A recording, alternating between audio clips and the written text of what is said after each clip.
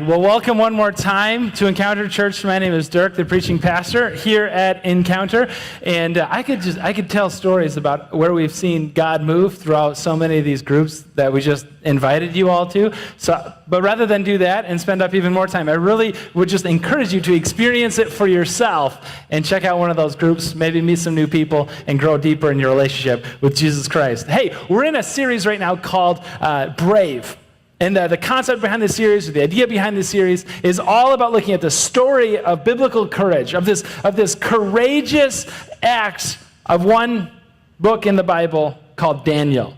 And we've been taking a look at Daniel because he does so many things that are so brave, that exemplify biblical courage. And we heard about how he made this decision, this resolution to draw a line in the sand and to define who he is and whose he is. And then we looked at some of the follow-up of that decision and the fallout of that decision, his opportunity to stand before the king, Nebuchadnezzar, and even stand before the king and deliver bad news, which nobody wants to do. But the king actually, in the end, thanked him for it and praised his God for it. And we're going to do a story this morning that a lot of you probably know, particularly if you grew up in the church. It's a story about three guys in the fiery furnace. You may have saw that the name of this message is Faith in the Fire. And I wanted to name it that because I think that our faith is going to go in the fire at some point in our lives. Somebody way more wise than I am, somebody way smarter and who has lived a lot longer than I have, told me earlier on, they said, listen, everybody is either in a bad place right now, in a hard place right now, who's in the fire right now. Everybody is either coming out of the fire right now or about to enter into the fire right now. So even if you come to church right now and you're like, hey, this is the thing. It was this diagnosis or this broken relationship. This is the thing in my life. That the heat is turned up, and this is the point of suffering that I'm experiencing. This is a hardship that I'm in, right? And you bring that to church. We don't check it at the door, but we bring it to church. We bring it before the presence of God. But if that's not you, and if you're like, I don't know, looking around like things are okay right now, you know, I've gone through some things, and so I'm on the way out of the fire. Listen, that's great, but there's this third category where each and every one of us at some point in our life, we're going to go back into that hard place. We're going to go back into that furnace. And I say that as a metaphor, but for three guys in our story this morning, that wasn't a metaphor. That was a very real, that was a very literal thing, that their faith, that themselves were literally standing before the options of disobeying God or being thrown in the fire, being thrown in the furnace. And so we're going to go to that story right now, but we're going to be a little bit all over the place this morning. And as I was preparing for this, as there was just so many ideas coming through my head, and I didn't want it to be cluttered. And also, I thought, you know what? Here's what we're going to do, is I just want to tell you the point of today up front. Because I don't want you to get lost in kind of these rabbit trails and tangents or anything like that. I just want to tell everybody, hey, if you take one thing out of today, if you just one thing, I hope, friends, that it's this. That a tested faith is a trusted faith. That if you take nothing else out of today, from the trials, from the heat that are turned up, from the hardship in your life that you're coming out of, going into, or in right now, I want you to be reminded again and again and again that a tested faith is a trusted faith. Let me show you what I'm talking about. We're going to go to the book of Daniel, chapter 3. There's Bibles underneath your chairs. We give those away all the time. They're not just stolen if we gifted them. So go ahead and take them. We love that. That's an awesome thing. So take a Bible, read a Bible right now, or follow along on the words behind me. That's going to be cool too. But we're going to go to the book of Daniel, chapter 3. And we pick it up from chapter 2, because that's how creative we are around here. And I say that because it's going to be important to know, because right off the bat in Daniel chapter 3, the king, Nebuchadnezzar, he makes an image of gold, and we got it written here, 60 cubits high, 6 cubits wide, and set it up on the plain of Dura in the province of Babylon. This is like 90-foot tall gold, probably gold-plated if we're going to get technical with it, but who cares? 90-foot tall gold statue of Nebuchadnezzar. And you're looking at this on the one hand and going, what is that guy compensating for? But besides some of that, why he sets it up, remember, he's doing this right on the heels of Daniel chapter 2. In case you missed out with us last week, Daniel chapter 2 was a story of Nebuchadnezzar, this king, having this dream of this statue, and there's like gold on the top, and then silver and bronze and iron and clay, and then this rock, the rock. It's a pretty, we got into it last week. I thought, nobody's going to show up because there was so much Jesus last week that we're good for 2 weeks. But thanks for coming again. The rock comes, right, strikes the statue, it's destroyed, the rock turns into a mountain, and the mountain never moves. I love that story. It's so good. But Daniel tells Nebuchadnezzar, dude, you're the head of gold. To which he's like, that's awesome, but there's all these other kingdoms of the world that are represented by the different metals, the different materials. So what does Nebuchadnezzar do in chapter 3? He's on the one hand like, well, if this rock came out of nowhere and destroyed the clay feet and then everything else with it, I know. I'll make a statue totally out of gold. I'll make my dream come true. Only this time, I'm not going to let somebody else determine what happens to the statue. The whole thing, all of the kingdoms are all going to be gold. They're all going to be my kingdom, and there's never going to be a rock, and there's never going to be any kind of destruction of my statue representing my kingdoms. He thinks he's being really clever until God shows up in the most unlikely place. We read on in the story. Okay. Verse 4, then the herald, this guy loudly proclaims, nations and people of every language, this is what you're commanded to do. As soon as you hear the sound, and he just lists off everything. As soon as you hear the horn, the flute, the zither, the lyre, the harp, pipe, all kinds of music. This is, by the way, what happens if you put Dirk in charge of the music on a Sunday. It's just all of it. Just put it all up there. It's awesome. Which is why I don't have much say in that. But okay, all of the instruments get played. And he's making a point. He's gathering everybody out, and he's like, and we're going to get all the instruments too, because we want this thing to be loud. I want people to notice what's happening here. This is not going to be a mistake what happens next. You must fall down and worship the image of gold that King Nebuchadnezzar had set up. Now you picture this scene, and there's thousands and thousands of people, and it's all outside the city, so it's desert, and it's flat, and this massive amount of people are all standing there, and they're just waiting in this pregnant silence. And as soon as the crash of all of those instruments begin, it's like everybody lays down. It's like this wave of humanity just lays down and bow downs and worships the statue, the gold statue of Nebuchadnezzar in front of them. Now, this is a big deal because for these 3 Jewish kids, guys, Shadrach, Meshach, and Abednego, that was violating clearly at least 2 of the 10 big commandments that they grew up knowing that they were supposed to keep. The first 2 of those big 10 commandments that they were supposed to keep, right? Don't make anything, you shall have no other gods before me. And they're now faced with bow down and worship this one. Don't make anything in the image of God, no idols. And now it's made of gold, and it's 90 feet tall, and it's standing in front of them. And they know that we are not supposed to bow down and worship it. And verse 6, oh, and by the way, and whoever does not fall down and worship will immediately be thrown into the blazing furnace. Besides this mass of humanity and this wave of bowing down, you have the statue right on in front. And then Nebuchadnezzar, the king himself, and also his entourage is over to their left. And then to these guys' right, it says that they could feel the heat of the furnace. They're brought out to the plain just to make a point. Bow down and worship this thing, or else. And as soon as those instruments go off, as soon as that cacophony of sound just hits and smacks all the people upside their ears, and everybody lays down, bows down to worship the statue in front of them, there's 3 guys that are left standing.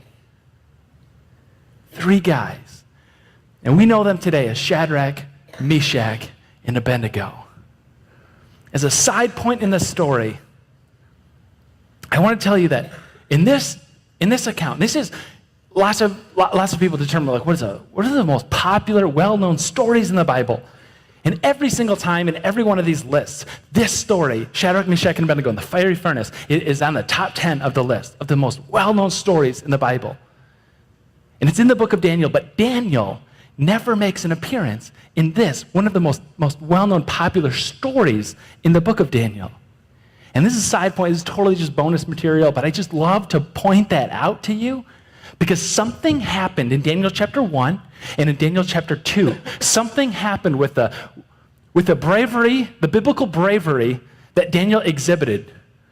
Something happened with the courage that Daniel exhibited, the courage in God, that like made it contagious. So that the friends of his now, Shadrach, Meshach, and Abednego, have like caught it. And so as a side biblical kind of courage, side point, bonus material, I want to offer like, is your faith worth being courageous? Like the biblical courage that you have or the godly bravery that you have, is it worth seeing replicated in other people's lives? I mean, that's just beside the point. This one must have been, because Shadrach, Meshach, and Abednego, they're right there. And when everybody hits the deck, they're left standing. Let me ask you this question. When you imagine Shadrach, Meshach, and Abednego standing tall amidst everybody else bowing down to worship the statue, like how old do you imagine these guys? You look at them and say, I don't know, like 40, 30s maybe? Anybody say 14? I mean, like, biblical scholars, like, look at this story, and they start to, well, they probably weren't brought off into exile as older people because they wanted them young and impressionable. You know, it's been at least 3 years because they graduated the program. So that puts them, and they're like maybe 14, 15. Anybody think of these guys as like ninth graders? Not able to drive yet? But besides not having cars, that's also the license thing, right? Like, you know ninth graders, and you're going, when I imagine these guys courageously standing up for their convictions, for their faith, I don't imagine a 14 or 15-year-old. It's kind of a young church. And if your age number isn't young, then you're here and you're young at heart, which we also love. So I feel compelled to expound on that just one more step and to say, it seems like in the Bible, the story that God tells is he's constantly like using people who are ill-equipped at some point, right? Like sometimes they have some character defect. Actually, every time they have some character defect. And sometimes also, they're just wildly inexperienced at what they do. And other times, it's just explicit that they're just really too young to do what God has in store for them to do. And I'm not talking Shadrach, Meshach, and Abednego. This shows up Jeremiah the prophet. God calls to Jeremiah. He says, you're going to be the prophet. This is big. You know, you're going to write the book Jeremiah sometime. You know, it's going to be amazing. And Jeremiah's initial like knee-jerk response in chapter 1, I think it's, I'm too young. God, you don't want me. I'm too young. And God's response is something like, you don't tell me what I am capable of and what I'm not capable of. You are not allowed to make that decision. I'm God. You are not. To Jeremiah, on account of his youth. Paul writes to Timothy, kind of the senior church leader, to the junior church leader, saying, hey, you're leading Ephesus now, and it's a bigger church than maybe you imagine, or maybe you were prepared for, and there's a lot going on in Ephesus that you're going to have to deal with. But he writes to Timothy, and he goes, by the way, do not let anybody look down on you because you are young. Timothy, young Timothy, don't let anybody look down on you because you are young, but set an example for the believers, for all the believers in the church and outside the church, I imagine. In speech, in life, in love, in conduct, in purity, set an example, not letting them look down on you because you are young. This is Dirk's thoughts. I can't prove this in any way, but I just have this like sneaking suspicion that one of the reasons I think that God loves to work with like the relative inexperience or youth in the world to tell his story is because, I'm going to say this with as much love, okay, as I can possibly muster, but it's because they are too dumb to know that God can't do some things. Like they've never seen, because of their inexperience, they've never seen God not show up. And so they just like go on faith, That, listen, I know my God is going to show up because they haven't become jaded, and they haven't become bitter, and they haven't seen this lack of outcome that they were praying for so many years, because they haven't seen it. They just go in with their youth, but also with their severe ignorance, saying, I believe that God will show up because I've never seen otherwise. And God is like, I can use that. That's someone that I could tell a story with. And he does. Shadrach, Meshach, and Abednego in verse 16. Standing there, when everybody else is kneeling, they reply to him, the king. They say, King Nebuchadnezzar, we don't need, I love this so much, we don't need to defend ourselves before you in this matter. We don't need to defend ourselves. You know, when the king puts them, how can you guys possibly bow down? Do you not understand what's going on? And at this point it says that they're up by the king and they can feel the heat of the furnace, and they say, we don't need to defend ourselves before you. I find that so incredibly refreshing. In the era of well, let me quick take an online, Facebook poll of my friends to see what I should do. They say, we don't need to defend ourselves. In the era of I got to check out all of my other options before I commit to something. No. They're just this one is easy. King, I understand what's at stake. I can feel the fire of the furnace, but I'm also convicted that I do not need to defend myself in front of you. And there are 1,000 different ways that they could have defended themselves, that they could have justified themselves. There is 1,000 different ways that when you are faced with breaking one or more of those 10 commandments, maybe it's not the first two, maybe it's not bowing down before a large statue every now and again, but maybe it's the fourth one. Maybe it's about keeping the Sabbath day, and you're I am so great at remembering the Sabbath day, but I'm terrible at keeping it holy, the second part. Maybe it's the one about adultery. You're going, no, I can stay away from that, no problem. And Jesus breaks in and he's like, no, looking is also included. And there's just so many different ways that we can defend ourselves and that we can justify ourselves before a righteous and holy God and say, okay, yeah, but no, I had a reason. I had a reason for bowing down with everybody else because, even though my knees were bent and my body was in this posture of kneeling down and bowing before worshiping the altar in front of me, my heart, God, stayed pure. God, I had my fingers crossed. God, I didn't count. God, I was faking it the entire time. I wasn't really bowing down. I wasn't really worshiping. There are so many ways to defend yourself, to justify yourself before God. You know who's going to forgive you for turning your back on him? God. He is slow to anger. He's abounding in love. He's compassionate.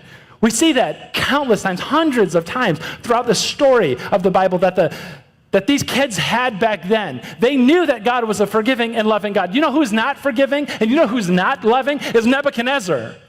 They knew the stories of Nebuchadnezzar. They knew that it was his call to bring out a furnace so that if anybody didn't bow down, they would go inside. They knew the brutal nature of King Nebuchadnezzar over Babylon, this historical figure. They knew what was lurking inside of his heart, his vengeance and his punishment. If they have any reason to justify, it's easy to say, you know what? God will forgive me. Nebuchadnezzar will not. Let me just bow down and worship this one time because I know that God is loving and I know that God is gracious and I know that I can always go back, even on my deathbed, and I can ask for forgiveness. And God says countless times, that'll count. There's so many different ways we could justify it. You could justify it by simply saying, for the kids, for the Shadrach, Meshach, Abednego, saying, listen, we have this testimony that we want to be able to share with everybody. We're ninth grade, we're 14, 15 years old. We're just getting started.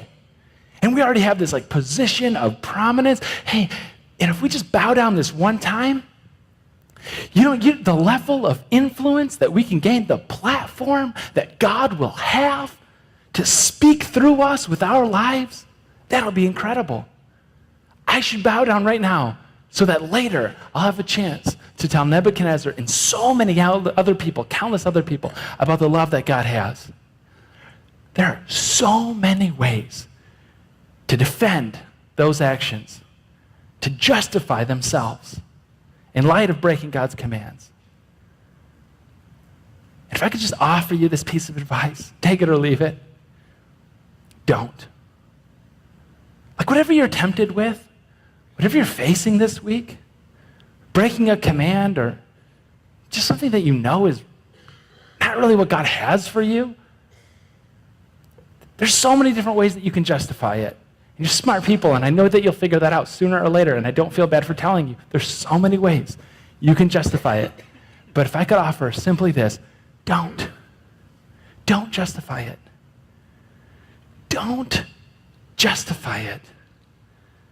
Because it's in those moments that something incredible happens. It's in those moments that this stale, stagnant, maybe latent faith like jumps out alive. And in fact, it's in those moments that I'm not even sure, apart from those moments, those fire-tested moments, I'm not even sure that a faith really counts or that a faith is really alive without those moments. If you can believe it, that those moments, those fire moments, those hardship moments, those suffering moments, those painful moments could actually possibly be God's gift to a short-lived people like us to remind us that eternity has something so much better. I say that because this little verse tucked away, 1 Peter, we're kind of skipping all around here. This is not a slide for this. I just want you to hear it mostly. 1 Peter chapter 1, verse 7, context is Peter is writing to a people who are severely persecuted, and they are experiencing such incredible, incredible loss. And he has the audacity in 1 Peter to say that these sufferings, that these fire moments have come so that the proven genuineness of your faith, by the way, it's greater worth than gold, which perishes even though refined by fire, that this proven genuineness of your faith may result in praise, glory, and honor when Jesus Christ is revealed. That these moments, these fire moments, are incredibly painful as they are, but they are given so that Jesus Christ may be revealed. And by justifying it or defending it or denying it or compromising into it, it may make it easier in the short run, but what you're denying is God the opportunity to make his presence, Jesus Christ, revealed.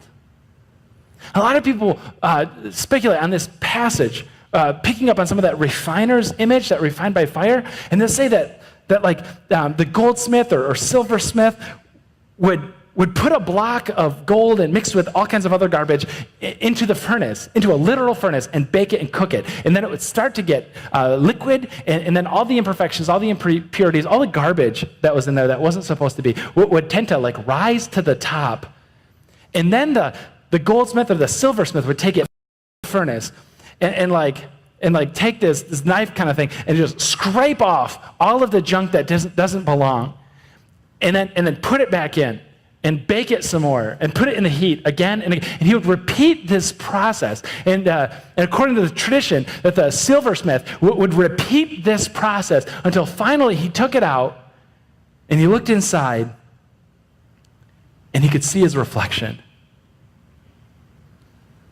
And I just have this moment.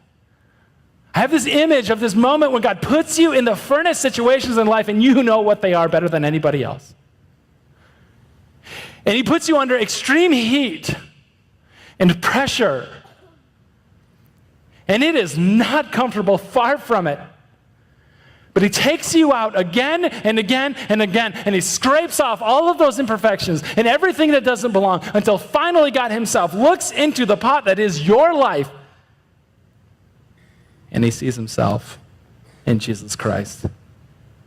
And he says, there, in the heat, in the pain, Christ is revealed. May we not be a community of faith that denies him that. May we reveal Christ in those moments, in those sufferings. Shadrach, Meshach, and Abednego, they got that. They got that. And when then they have the opportunity to either justify, defend themselves, or not, they said in the next line,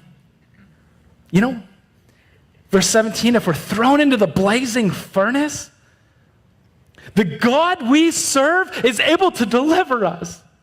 The God we serve is able to deliver us from it, and he will deliver us from your majesty's hand. He will deliver us. Our God is able. Our God is able, Nebuchadnezzar. No matter what happens to this furnace or not, I don't know how, but our God is able. And together we look at this story in the furnace moments of our life, and we're like, no matter what the diagnosis says, I know that my God is willing and my God is able to deliver me from it and to heal me from it. No matter what the broken relationship or the strained relationship looks like, whether it's a friend or a wife or a husband, I know that my God is able to restore this. No matter what financial hardship that I'm facing in the next week or month or year that I don't even know about, or if I do know because I can't buy my groceries anymore, I know that my God is able to provide, and in fact, he has been the one to provide every single time. I know that my God is able.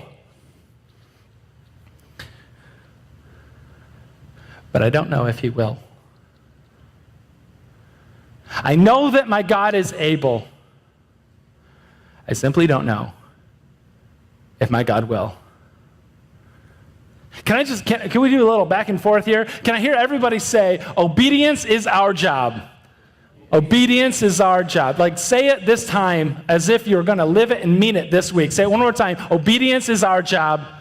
The outcome is God's job. Obedience is our job. The outcome is God's job. He is able, but in verse 18, even if he does not, we want you to know, Your Majesty, that we will not serve your gods or worship the image of gold you have set up. Our God is able to save us and he will deliver us. But if not, it doesn't make a bit of a difference, because my job is obedience and God's job is the outcome. My job is obedience and God's job is the outcome.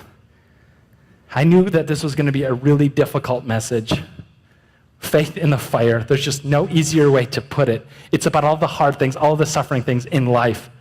And so in preparation for a message like this, I was reading some stuff and putting some thoughts together. And it's kind of like required reading for a time like this. Go back and read, skimming through, Philip Yancey's Where's God When It Hurts? And in the book, he tells the story of Brian Sternberg, who's this Olympic aspirational pole vaulter in Seattle, Washington area. And this guy, 19 years old, he breaks the world record in pole vaulting. And that just just shatters it. He's getting ready to go to Japan the following year and to compete on the American Olympic team, widely expected to win gold. But so many of the kids in the 60s, kind of in that era, these Olympians, they do multiple sports. And so he's also a stellar gymnast. And he's doing a trampoline exercise. He's practicing. He's doing this move, right, where he jumps as a 2 forward rolls and a half turn and then come down. He has done this thing hundreds and hundreds of times. It's basically a workout session for him at this point, except he lands just this much off axis. He hears this crack in his neck. And he knows, I am not getting up from this. He comes to, and he's paralyzed from the neck down. And now it's not just I can't move my legs, I can't move my arms. He has no feeling. And so he's laying in this, they call it a canvas sandwich, because it could strap him in and then they could rotate him to prevent bed sores. And he's strapped into this thing with an eternal amount of time to think and to ponder. And he starts imagining, he can't feel anything, he can't touch anything, but he starts imagining what a basketball, remembering what a basketball felt in his hands. And he imagines so vividly the leather of the basketball and the grooves and the bumps on the ball. And at first it brings him such joy and hope that someday he might feel what a basketball is like one more time. But the dream turns into a nightmare as hallucinations set in. And he imagines him to bring him comfort, to gripping a basketball, only this time in his hallucination, he can't shake the basketball out of his hands. He can't put it down anymore. The hallucination is gripping him so much that it's almost like he's forgotten what a ball feels like and the difference between what a hand and what a ball begins and ends. And then it gets worse. And then it gets worse as an imagination runs wild in the moments he has to think, and the ball turns into razor blades slicing across his skin, and he's in excruciating pain. And it won't end. Of course, he can't feel anything, but his brain, his mind doesn't know that, and it tortures him every single day. And through it all, he never once makes an ultimatum to God and say, heal me, and I believe. He always said, I believe. Please, God, heal me. Yancey showed up to his house not long after the incident took place. Just to wonder how it's going, what he's now thinking. And he says, I pray every single day, God, heal me. God, heal me. I read the Bible, he says, and I don't see Jesus being begged and asked by blind men to please give them sight. And I don't see Jesus saying, sorry, not this time. But every time Jesus heals, he wants to heal. Please pray, Jesus, heal me. And he hasn't yet answered my prayer, but I still pray, Jesus, heal me. 15 years goes by. 15 years. He was young 20-something when Yancey visited him the first time. He's now middle-aged. He's older. He's quieter. Yancey visits him, and he says, not a lot is different. I got 3 more inches of feeling, which means that I can feel a little bit more in my fingers, not much. I can't move them, but I can at least have sensation. And then the hallucinations have ended for the most part. And I thank God for that. And Yancey asked, what are you praying for now? And he said, I pray every day that God would heal me. But I also pray, or give me the peace to accept this, or give me this peace of mind. And one way or another, God is answering my request, is answering my prayer. See, and I look at that and I say, that is faith. That is faith. That is faith, because our job is obedience and God's job is the outcome. It's faith in God, not the outcome. It's faith in the King of the universe. It's not faith in faith, that faith will do something. That's faith. That's biblical courage. That's what this bravery is that we're talking about. That's what it's all about. We look at this hall of fame, hall of faith, as cheesy Christians call it in Hebrews chapter 11. We see like in Moses and Abraham and all of these heroes of the faith, so many of them. And the mountains that God moved on their behalf and the miracles that God caused on their behalf. And we look at that so much and it's like, that is incredible. And it's those stories, those are the miracles of God.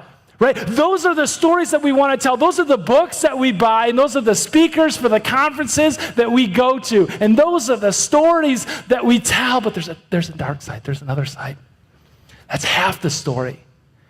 The other half of the story of God's actual hall of fame for faith, the other half of God's hall of faith is all of the people whose mountains didn't move, is all of the miracles that God didn't provide. The other half of the hall of faith is all of those who are set on, all of those Christians who were sawed in half, of all of those Christians who were stoned to death, of all of those people that chose to die on his behalf so that they would gain a better status in the resurrection. For all of those people who wanted nothing more than for Christ to be revealed, that is faith. That's biblical faith in God, the holder of the outcomes, whatever it may be. That's a real, living, active faith in a God who is living and real and active, who is the creator of the universe and the redeemer and the sustainer of all things.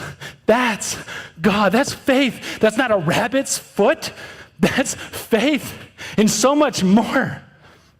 That's just what our imaginations can hold on to. That's a God who represents so much more than a genie crammed up into a lamp forced to do our bidding. That's the actual maker of it all, that we come into the presence here today. That's a faith and a courage and a bravery that I so desperately want each and every one of us to have, because it is an unshakable faith that reveals Jesus every time.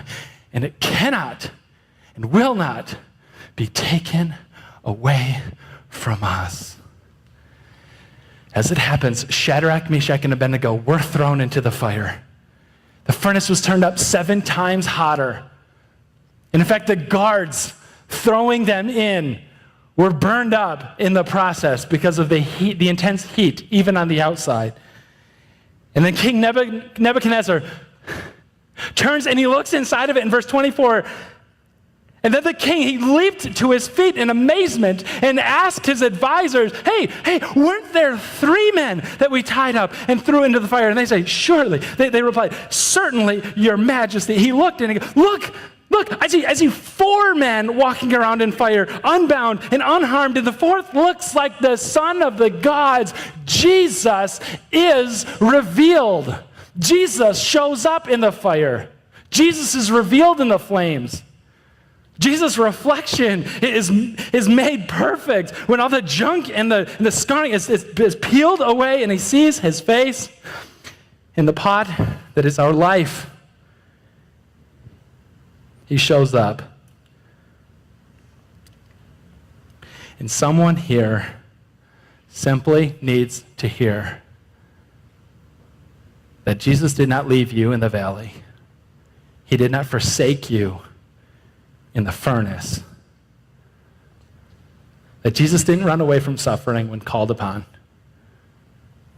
but he chose to die and rise again from the dead. Would you stand up?